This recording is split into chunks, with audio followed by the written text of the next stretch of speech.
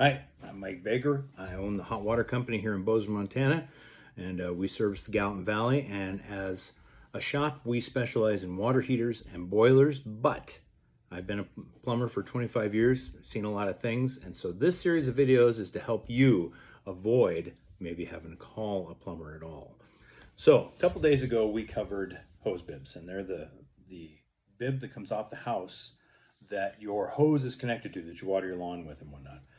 The question we get a lot after covering hose bibs and why they freeze and whatnot is, do they actually prevent freezing them? Well, yes, actually they do. But what I wanted to touch on in this video isn't so much why they freeze when they do, is in so much as I want to cover what's called in the plumbing world the manufacturer's recommendation.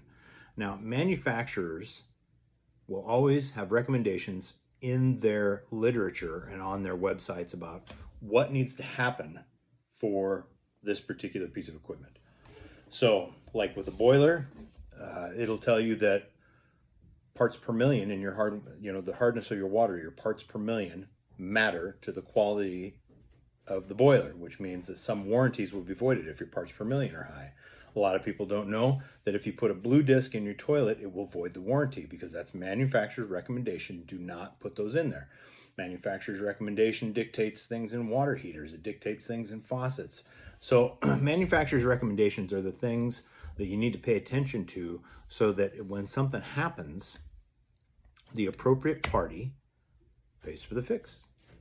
So hose bibs, as I explained a couple days ago, most of them are about 12 inches. They come in many sizes, but most are about 12 inches.